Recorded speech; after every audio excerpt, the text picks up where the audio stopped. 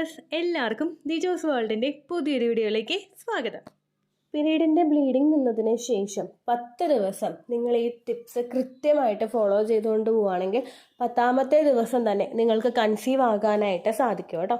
അത്രയ്ക്കും പവർഫുള്ളായിട്ടുള്ള വീട്ടിൽ നിന്ന് തന്നെ നമുക്ക് ചെയ്യാൻ പറ്റുന്ന 2 നാച്ചുറൽ ഹോം റെമഡീസിനെ പറ്റിയിട്ടാണ് ഇന്നത്തെ വീഡിയോയിൽ സംസാരിക്കുന്നത്. അപ്പോൾ നമുക്ക് വീഡിയോ സ്റ്റാർട്ട് ചെയ്യാം. നമ്മുടെ ചാനലിൽ ഒരു ടെലഗ്രാം അക്കൗണ്ട് ക്രിയേറ്റ് ചെയ്തിട്ടിട്ടുണ്ട്. നിങ്ങൾക്ക് പേഴ്സണലായിട്ട് എന്തെങ്കിലും ടിപ്സ്, സജഷൻസ്, ഡയറ്റ് പ്ലാൻസ് ഇങ്ങനെയുള്ള കാര്യങ്ങളൊക്കെ വേണമെന്നുണ്ടെങ്കിൽ ടെലഗ്രാം അക്കൗണ്ടിൻ്റെ ഫെസിലിറ്റി നിങ്ങൾക്ക് ഉപയോഗിക്കാവുന്നതാണ്. ചാനൽ വിസിറ്റ് ചെയ്തതിന് ശേഷം subscribe button തൊട്ടപ്പുറത്തുള്ള join button press ചെയ്തിട്ട് നിങ്ങൾ സബ്സ്ക്രിപ്ഷൻ എടുക്കുക. നിങ്ങൾക്ക് പറ്റുന്ന അനുയോജ്യമായിട്ടുള്ള എമൗണ്ടിന് നിങ്ങൾക്ക് സബ്സ്ക്രിപ്ഷൻ എടുക്കാവുന്നതാണ്. അതിനുശേഷം വീണ്ടും ചാനൽ വിസിറ്റ് ചെയ്തതിന് ശേഷം പോസ്റ്റ് എന്ന് പറയുന്നൊരു ഓപ്ഷൻ കാണാനായിട്ട് സാധിക്കും. അതിൽ ക്ലിക്ക് ചെയ്ത് കഴിഞ്ഞാൽ ഏറ്റവും ആദ്യം തന്നെ നിങ്ങൾക്ക് ടെലഗ്രാം ചാനലിൻ്റെ ലിങ്ക് ലഭിക്കുന്നതായിരിക്കും. അതിലേക്ക് മെസ്സേജ് ചെയ്യാവുന്നതാണ്. മെമ്പർഷിപ്പ് എടുക്കുന്നത് തീർത്തും പ്രൈവറ്റ് ആണ്. അതായത് നിങ്ങളുടെ നമ്പർ എനിക്കോ എൻ്റെ നമ്പർ നിങ്ങൾക്കോ വേറൊരാൾക്കോ കാണാൻ പറ്റാത്ത രീതിക്കുള്ളതാണ് ടെലഗ്രാം അക്കൗണ്ട്. അതുകൊണ്ട് നിങ്ങൾക്ക് നിങ്ങളുടെ പ്രൈവസി എപ്പോഴും മെയിൻറ്റെയിൻ ചെയ്യാനായിട്ട് സാധിക്കും കേട്ടോ. ഇവിടെ ഞാൻ പറയുന്ന ഏറ്റവും ആദ്യത്തെ ടിപ്പ് എന്ന് പറയുന്നത് ചെയർ പോസ് യോഗയാണ് കേട്ടോ. ഇത് ചെയ്യുന്നത് അത് പീരിയഡ്സിൻ്റെ ബ്ലീഡിങ് നിൽക്കുന്ന ദിവസം മുതൽ തന്നെ ചെയ്യുന്നത് ഓവറോൾ നിങ്ങളുടെ ഫെർട്ടിലിറ്റി ഇൻക്രീസ് ചെയ്യാൻ വേണ്ടിയിട്ട് ഒരുപാട് സഹായിക്കുന്നു എന്ന് ഒരുപാട് യോഗ ഇൻസ്ട്രക്ടേഴ്സും ഫെർട്ടിലിറ്റി റിലേറ്റഡ് ആയിട്ടുള്ള കാര്യങ്ങൾ ചെയ്യുന്ന ഡോക്ടേഴ്സും നമ്മളോട് പറയുന്ന ഒരു ടിപ്പാണ് കേട്ടോ. അതെങ്ങനെയാണ് ചെയ്യേണ്ടതെന്ന് നമുക്ക് ഏറ്റവും ആദ്യം തന്നെ നോക്കാം. നമ്മുടെ കാലുകൾ കുറച്ചൊന്ന് ഗ്യാപ്പ് ഇട്ടതിന് ശേഷം നമ്മൾ നേരെ നമ്മുടെ ആ ഒരു സീറ്റിംഗ് പൊസിഷനിൽ നമ്മൾ ഇരിക്കുക. ഇരുന്നതിന് ശേഷം നമ്മുടെ കൈകൾ രണ്ടും നേരെ അങ്ങോട്ട് നേരെ ഒരു പൊസിഷനിൽ നീട്ടി അങ്ങ് പിടിക്കുക. നമ്മൾ പ്രജ്ഞയൊക്കെ പറയില്ലേ അതുപോലെ നേരെ അങ്ങോട്ട് കൈ രണ്ടും ചേർത്ത് നമ്മൾ അങ്ങോട്ട് ഒരേ ഒരു പാരലായിട്ട് വെക്കുക. സീറ്റിംഗ് പൊസിഷനിൽ നമ്മൾ ഇരിക്കുക. നിങ്ങൾക്ക് അറിയാൻ വേണ്ടിയിട്ട് ഞാനിവിടെ ഇമേജ് ആഡ് ചെയ്ത് കൊടുത്തേക്കാം കേട്ടോ. ഈ ഒരു ഫെർട്ടിലിറ്റി എക്സസൈസ് ആണ് ചെയർ പോസ് എന്ന് പറയുന്നത്. ഈ എക്സസൈസ് ചെയ്യുന്ന സമയത്ത് നമുക്ക് ഒരുപാട് ബെനിഫിറ്റ്സ് കിട്ടുന്നുണ്ട്. അത് എന്തൊക്കെയാണെന്ന് നമുക്ക് നോക്കാം. ഏറ്റവും ആദ്യത്തേതെന്ന് പറയുന്നത് നമ്മുടെ ബോഡി സ്ട്രെച്ച് ആകാൻ വേണ്ടിയിട്ട് ഇത് സഹായിക്കുന്നുണ്ട് കേട്ടോ. അപ്പർ ബോഡി, നമ്മുടെ ഷോൾഡർ, ചെസ്റ്റ്, സ്പൈന്, നെക്ക് ഇതൊക്കെ സ്ട്രെച്ച് ആകാൻ വേണ്ടിയിട്ട് ഹെൽപ്പ് ചെയ്യും. ബോഡി ഒന്ന് ടോൺ ചെയ്യുന്നതിന് വേണ്ടിയിട്ടുള്ളൊരു സപ്പോർട്ടും ഇത് കൊടുക്കുന്നുണ്ട് കേട്ടോ. ഒപ്പം തന്നെ നമ്മുടെ ലെഗും അതുപോലെ തന്നെ സ്ട്രെച്ച് ആകുന്നുണ്ട്. ഇത് നമ്മുടെ ലോവർ അബ്ഡമൻ പോർഷനിലോട്ട് ബ്ലഡ് സർക്കുലേഷൻ കിട്ടുന്നതിന് വേണ്ടിയിട്ടും സഹായിക്കുന്നുണ്ട് കേട്ടോ. അതുപോലെ തന്നെ ഈ ഒരു എക്സസൈസ് ചെയ്യുന്ന സമയത്ത് നമ്മൾ നന്നായിട്ട് ബ്രീത്ത് ഇൻ ചെയ്യുന്നതും ബ്രീത്ത് ഔട്ട് ചെയ്യുന്നതും നമ്മുടെ ചെസ്റ്റ് നന്നായിട്ട് എക്സ്പാൻഷൻ ആവുന്നതിന് വേണ്ടിയിട്ടും നമ്മുടെ സ്റ്റാമിന ഇൻക്രീസ് ചെയ്യുന്നതിന് വേണ്ടിയിട്ടും സഹായിക്കുന്നുണ്ട് കേട്ടോ. അടുത്തതെന്ന് പറയുന്നത് എല്ലാവർക്കും എല്ലാ തരത്തിലുള്ള യോഗയും ചെയ്യുമ്പോൾ കിട്ടുന്ന ഒരു ബെനിഫിറ്റ് ആണ്. നമ്മൾ ഫിസിക്കലിയും മെന്റലിയും ഒന്ന് റീഫ്രഷ് ആകുന്നതിന് വേണ്ടിയിട്ട് ഈ ഒരു യോഗ പോസ് ചെയ്യുന്നത് നിങ്ങളെ സഹായിക്കുന്നുണ്ട്. മൈൻഡൊക്കെ ഒന്ന് സ്ട്രെസ്ഡ് ഔട്ട് ആക്കുന്നതിന് വേണ്ടിയിട്ട് നമ്മളൊന്ന് മൈൻഡൊക്കെ നല്ല പോസിറ്റീവ് ആകുന്നതിന് വേണ്ടിയിട്ടുള്ള ഒരു എൻവയോൺമെന്റും ഈ ഒരു യോഗ പോസ് ചെയ്യുമ്പോൾ നിങ്ങൾക്ക് കിട്ടുന്നുണ്ട് കേട്ടോ.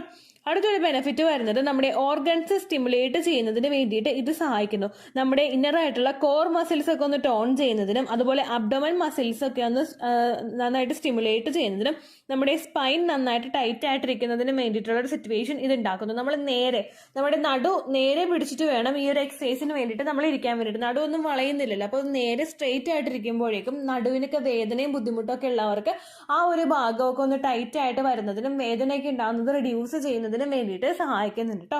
അതുപോലെ തന്നെ ഇനി റീപ്രൊഡക്റ്റീവ് ഭാഗത്തിലോട്ട് വരികയാണെങ്കിൽ കിട്ടുന്ന ബെനിഫിറ്റ്സ് എന്തൊക്കെയാണെന്ന് വെച്ച് കഴിഞ്ഞാൽ യൂട്രസ് സ്റ്റിമുലേറ്റ് ചെയ്യുന്നതിന് വേണ്ടിയിട്ട് ഇത് സഹായിക്കുന്നുണ്ട് കേട്ടോ.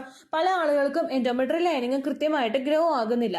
അങ്ങനെയുള്ള ആളുകൾക്കും എൻഡോമെട്രിയൽ ലൈനിങ്ങിന് ഇപ്പോൾ തിക്നെസ് കുറഞ്ഞു പോകുന്ന ആളുകൾക്ക്, അതുപോലെ ബ്ലഡ് സർക്കുലേഷനൊക്കെ പ്രോപ്പറായിട്ട് നടക്കാത്തത് കൊണ്ട്, അതുപോലെ എൻഡോമെട്രിയോസിസ് പോലുള്ള ബുദ്ധിമുട്ടുകളൊക്കെ ഉണ്ടാകുന്ന ആളുകൾക്കൊക്കെ ഇത്തരത്തിലുള്ള എക്സസൈസുകൾ ചെയ്യുന്നത് യൂട്രസ് നന്നായിട്ട് പ്രവർത്തിക്കുന്നതിന് വേണ്ടിയിട്ടുള്ള ഒരു സിറ്റുവേഷൻ ബോഡിയിൽ ഉണ്ടാക്കുന്നു.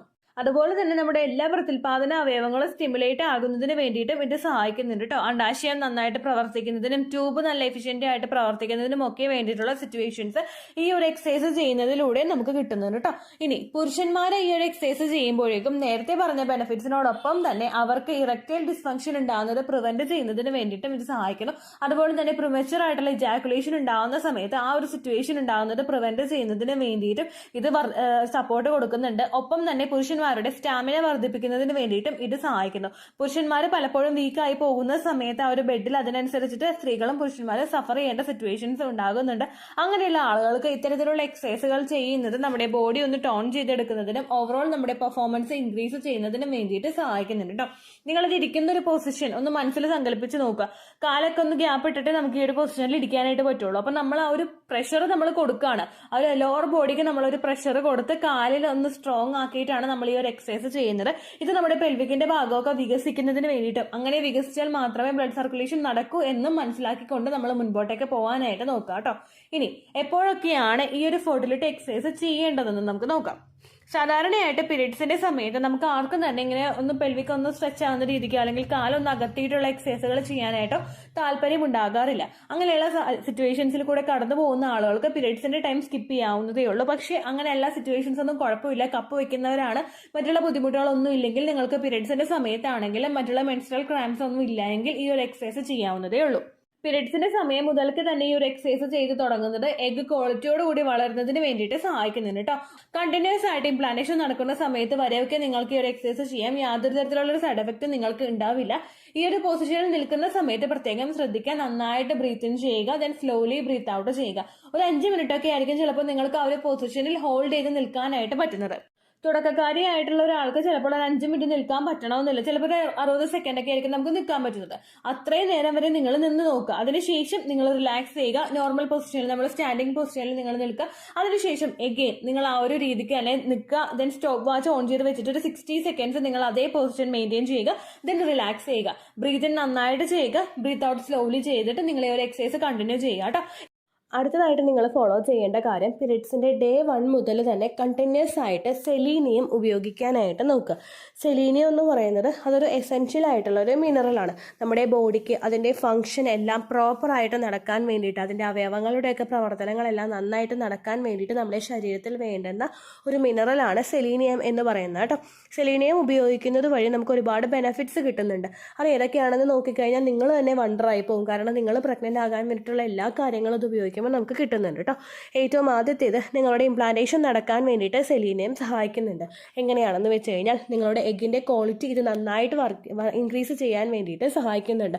PCOD ഉള്ള ആളുകൾക്കൊക്കെ എഗ് ഗ്രോത്ത് ഉണ്ടാകാൻ വേണ്ടിയിട്ട് മെഡിസിൻസ് എടുത്തു കഴിഞ്ഞാലോ അല്ലെങ്കിൽ ഇഞ്ചക്ഷൻ വെച്ച് കഴിഞ്ഞാലോ എഗ്ഗിൻ്റെ ഗ്രോത്ത് ഉണ്ടായിക്കഴിഞ്ഞാലും ക്വാളിറ്റി ഒരുപാട് ഉണ്ടായിക്കൊള്ളണമെന്നില്ല.